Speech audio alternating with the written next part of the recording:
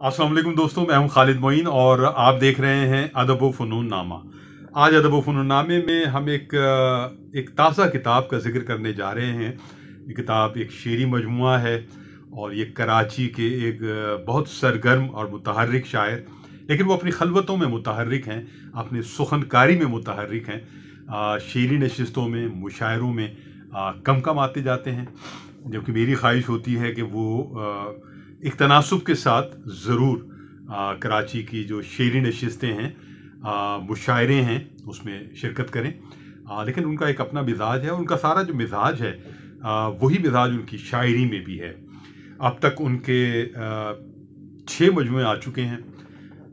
गुफ्तगू होने के बाद उनका पहला मजमुआ, उसके बाद मुमकिन, उसके बाद ज़िंदगी के चाक पर, धूप के पार, शीशा और आतिशदान में ख्वाब।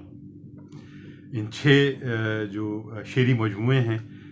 उनका मैंने जो ज़िक्र किया है उससे आप समझ गए होंगे कि आज हम जिस शेरी मजमुए के खालिक पर बात करने जा रहे हैं वो हैं सहरताब रूमानी। हमारे दोस्त हैं, 80 की दहाई के आखिर में अंदरून सिंध से यहाँ आ गए थे कराची, और उसके बाद जो है वो यहाँ मुतहर्रिक रहे, फिर दुबई चले गए और दुबई की जो अदबी फ़िज़ा थी उसमें मुतहर्रिक रहे। UAE की सारी फ़िज़ा में मुतहर्रिक रहे और वो वहाँ बसिलसिला मुलाज़मत मुक़ीम रहे और एक 1.5 दहाई तक रहे। उसके बाद कराची वापस आए और यहाँ आने के बाद मुझे लगता है कि उनकी तख्लीक़ी ज़िंदगी में एक टर्निंग पॉइंट आया और उन्होंने सुखन को बहुत ज़्यादा अहमियत, तवज्जो देनी शुरू की। और एक वक्त में तो वो रोज़ एक गज़ल कह रहे थे और मुझे कभी कभी लगता था कि ये ज़्यादा है, क्योंकि आप जब बहुत ज़्यादा सुखन और बहुत ज़्यादा अफराद की तरफ जाते हैं, तो जूद गोई की तरफ जाते हैं, तो बस औक़ात फिर शायर के अंदर से वो जो तख्लीक़ी जौहर है, उसकी जो उसका जो एक ख़ास मेयार है वो कम होने लगता है। ऐसा मेरा ख्याल है, लेकिन ज़रूरी नहीं कि ऐसा हो, लेकिन अमूमी ख्याल भी यही है। अब सहरताब रूमानी की जो ताज़ा तरीन सूरत हाल है वो है इमलाक। इमलाक उनका ताज़ा शेरी मजमुआ है जो सामने आया है, और ये जो टाइटल आप देख रहे हैं ये हमारे शायर दोस्त, बहुत अच्छे शायर कामरान नफीस का बनाया हुआ है, जिन्होंने आतिशदान में ख्वाब का टाइटल भी सहरताब रूमानी का बनाया था। और ये एक नया टाइटल है, इमलाक, बहुत अच्छा नाम है। ये हैं हमारे सहरताब रूमानी और ये उनकी किताबें हैं और ये पोस्ट बहुत अच्छा है, ये टाइटल अच्छा है, लेकिन मेरा ख्याल है कि आतिशदान में ख्वाब से थोड़ा सा ये टाइटल उसके मुकाबले में शायद ज़रा सा दबता हुआ है। अब इस मजमुए की शायरी जो है मेरा ख्याल है कि आखिर के 3 मजमुए जो ऐसे हैं जिसमें एक ही रौ के साथ, एक ही ख्याल के तसलसल के साथ अतराफ़ में बिखरी हुई ज़िंदगी और ज़िंदगी के तज़ादात और जो समाजी तज़ादात हैं, नफ्सियाती तज़ादात हैं इस वक्त के इंसान के, और जो शायरी के साथ एक तख्लीक़ कार के साथ जो तज़ादात हैं ज़िंदगी के, माशरे के, वो भी, और एक तख्लीक़ कार की अपनी आइडियोलॉजी ज़िंदगी के बारे में, ज़िंदगी के हुस्न के बारे में, ज़िंदगी की तरतीब के बारे में, और जो समाजी धारे हैं, माशी धारे हैं और जो तख्लीक़ी धारे हैं अतराफ़ में, उन सब से एक मुकालमा है, एक सतह पर तसादुम भी है। ये सब चीज़ें चेहरे बदल बदल कर सहरताब रूमानी लिखते रहे हैं अपनी आखिर की 3 किताबों में और इस ताज़ा किताब में भी। और ये जो मजमुए हैं ये ज़ाहिर है कि 2021 में उनका आखिरी मजमुआ आया था, ये 2022 में उनका मजमुआ आ गया। उससे पहले शीशा 2020 में आ गया था और धूप के पार 2018 में, जबकि उससे पहले के मजमुए उसमें कोई टाइम है थोड़ा सा, 2 साल, कोई 4 साल, कोई 6 साल, बल्कि 2010 के बाद जो मजमुआ आया था उनका 2013 में आया, तो 13 साल का एक गैप था। तो सहरताब रूमानी एक ख़ास میں نے کہا کہ مزاج رکھنے والے شاعر ہیں، داد کی فوری طلب انہیں نہیں ہے، لیکن بہرحال ایک طلب تو ہوتی ہے، آدمی جب لکھتا ہے تو وہ سامنے آنا چاہتا ہے اور ایک پذیرائی بھی چاہتا ہے۔ کبھی کبھی وہ یہ کہتے ہیں کہ اگر میں پنجاب میں ہوتا تو مجھے زیادہ پذیرائی ملتی۔ ممکن ہے یہ خیال ٹھیک ہو ان کا، لیکن اگر وہ پنجاب میں ہوتے تو انہیں بہت سارے اور مسائل کا جو مقامی ہوتے ہیں ان کا سامنا کرنا پڑتا۔ کراچی میں ان کے مزاج کے لکھنے والے، اس مزاج کے لکھنے والے کم ہیں، کیونکہ یہ بیرون کی شاعری ہے بہت زیادہ، تو یہ بالکل پنجاب میں ایسی شاعری کی پذیرائی ہے۔ جب آپ اپنی ذات سے باہر نکل کر جب اشیاء کو دیکھتے ہیں اور اشیاء کے مظاہر کو دیکھتے ہیں، کائنات کو دیکھتے ہیں، اس کی رفتار کو دیکھتے ہیں، اس کے معاملات کو دیکھتے ہیں، سماج کو دیکھتے ہیں، سماجی رویوں کو دیکھتے ہیں، تو یہ وہ شاعری ہے جس میں ہمیں لگتا ہے کہ اس میں زیادہ پھر طاقت کی ضرورت بھی ہوتی ہے، زیادہ فنکاری کی ضرورت بھی ہوتی ہے، اور اس میں ایک آزادہ روی بھی ملتی ہے، جو داخلی شاعری میں چونکہ اتنی زیادہ ہو چکی داخلی شاعری، خارجی شاعری بھی ہوئی ہے لیکن اس میں بدلتے ہوئے امکانات، بدلتے ہوئے رویے اور عہد کی جو حیثیت بدلتی جاتی ہے، اور خود آدمی کی جو سمجھ بوجھ ہے اور شعور ہے جس طرح بڑھتا جاتا ہے، زندگی کے تجربات جیسے جیسے بڑھتے جاتے ہیں، تو اس کے لیے وہ خارجی شاعری کرنا، اور اگر اس کا مزاج بھی ہو تو وہ نسبتاً ایک آسان ہوتا ہے، اور شاعری داخلی ہو یا خارجی ہو، اگر وہ شاعری ہے تو اس پر شاعری ہی ہے، اور پھر وہ آسان نہیں ہوتی۔ یہ جو ایک تکرار کا عمل ہوتا ہے، یہ تکرار کا عمل ہمارے ہاں ادب میں، ادب ہو، افسانہ ہو، ناول ہو، شاعری ہو، فکاہیہ مضامین ہوں، انشائیے ہوں، سب میں تکرار کا عمل جو ہے بڑا ایک اہم چیز ہے کہ ہم تکرار سے کیسے بچیں۔ یہ تکرار دو طرح کی ہوتی ہے، بلکہ کئی طرح کی ہوتی ہے، لیکن جو دو بڑی تکرار ہمیں ملتی ہے وہ ایک تو یہ ہے کہ ہم کلاسیکی شاعری سے بہت ساری چیزیں لے لیتے ہیں اور اس کی تکرار شروع کر دیتے ہیں۔ ایک ہم اثر شاعری سے ہم بہت ساری چیزیں لے لیتے ہیں، وہ زمینیں بھی ہو سکتی ہیں، وہ ردیف قافیے بھی ہو سکتے ہیں، وہ ایک چلتا ہوا ایک دھارا بھی ہو سکتا ہے، ایک فیشن میں آئی ہوئی شاعری بھی ہو سکتی ہے، وہ جون ایلیا بھی ہو سکتے ہیں، وہ منی نیازی بھی ہو سکتے ہیں، وہ احمد فراز بھی ہو سکتے ہیں۔ تو جو سکہ راج الوقت ہو جائے، ظفر اقبال بھی ہو سکتے ہیں، شکیب جلالی بھی ہو سکتے ہیں، تو جو سکہ راج الوقت ہو، جس طرح کی شاعری اس کی روش میں، اس کی رو میں اگر آپ بہنے لگیں تو وہ ایک تکراری عمل شروع ہو جاتا ہے۔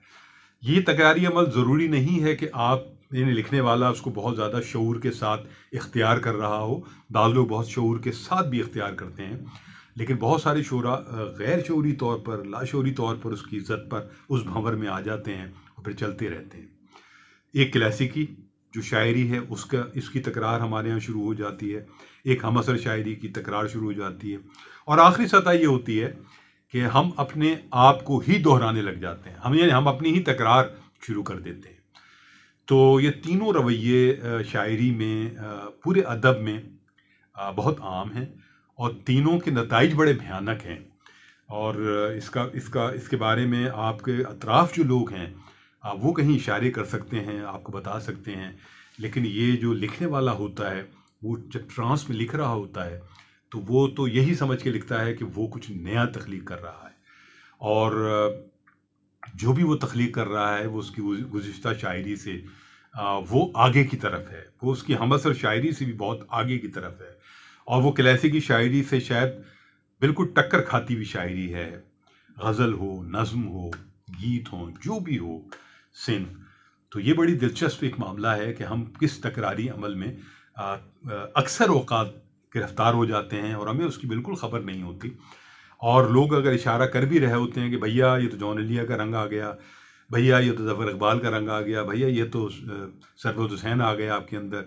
یہ تو ناصر کاظمی آ گیا، منی نیازی آ گئے، تو اس پر بہت شدید رد عمل ہوتا ہے لکھنے والے کا، اور وہ سمجھتا، اور یہ کسی ہم اثر شاعر کے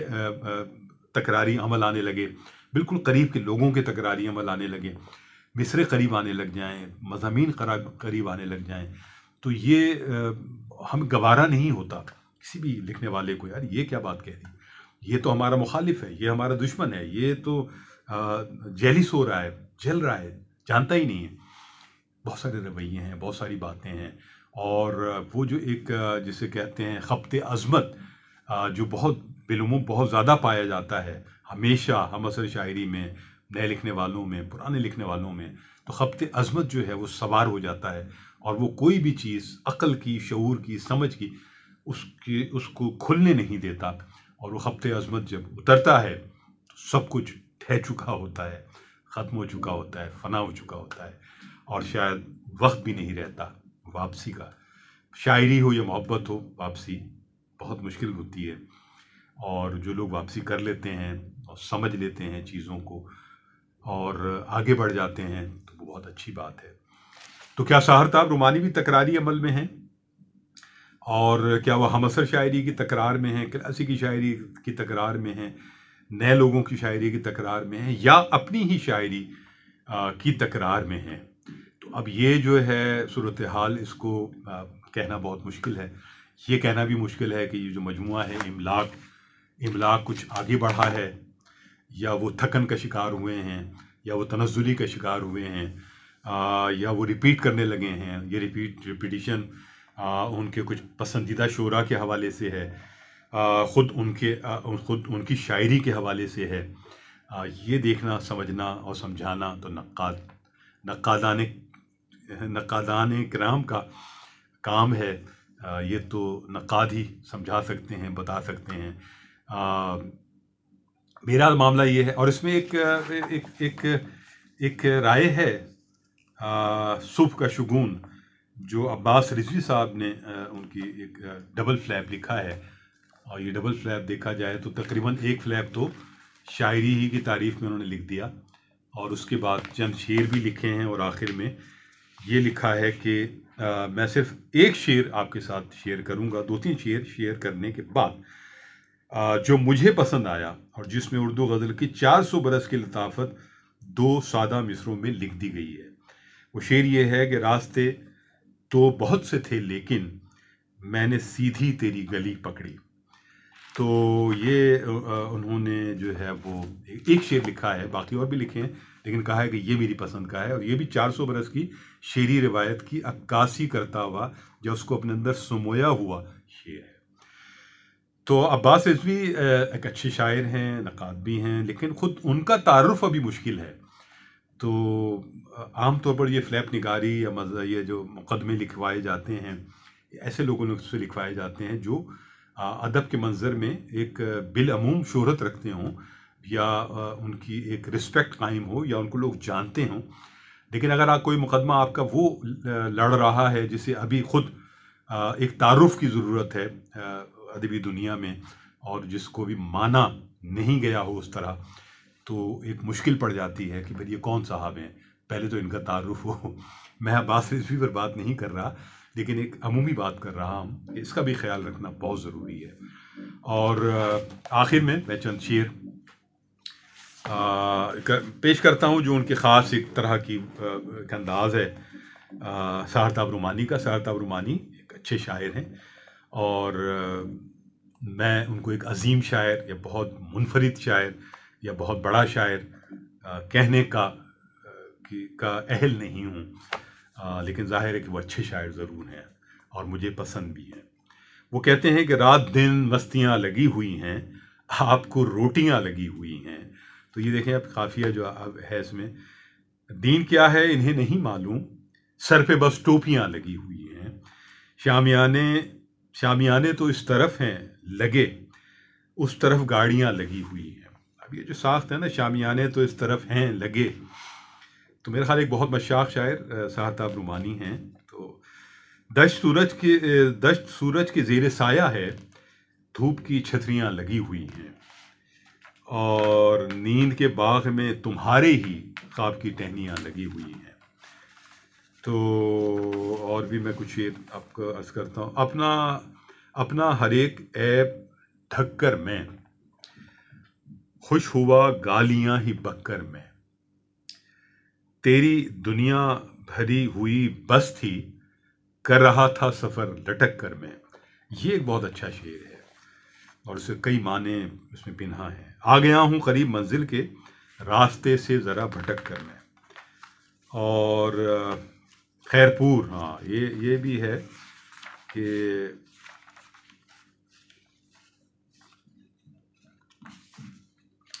آم کے پیڑ اور کھجور کے ساتھ ایک تعلق ہے خیرپور کے ساتھ۔ تو خیرپور جو ہے وہ ان کی جنم بھومی ہے اور وہ رہے ہیں وہاں۔ اور بج گیا مجھ سے جو مقابلے میں، مارا میں نے اسے مشاعرے میں، میں بھی دیکھوں کہ کس میں ہمت ہے، کون بولے میرے معاملے میں۔ سارتاب رومانی میں نے تو